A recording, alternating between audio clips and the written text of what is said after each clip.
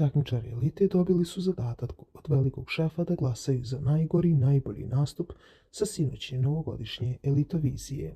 Na mene je najveći utisak ostavilo kada je veliki šef dopustio da Terza dođe na krštenje, a Milica nije pristala na to.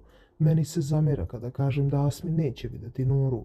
U Terzi se vidjela želja i borba za detetom, a u drugima se to ne vidi. Filip, Zorica i Sara su bili sjajni. Maja mi je bila odlična, Janjuš, Uroš i Miljana i glasaću za njih. 4 devojke su bile najgore jer su nastupale u bundama. Nisu se potrudile i nikada nisam čula za tu pesmu, govorila je Aneli. Ja ću da izdvojim Filipa i tu ekipu jer se on po svakom smislu izdvaja. Filip šta god da uradi bit će najbolji. Mi smo se izblamirali, ali narod glasa i hvala svima. Za najgori nastup ću da navedem Radu, Nerija i Hanu, rekla je Anita.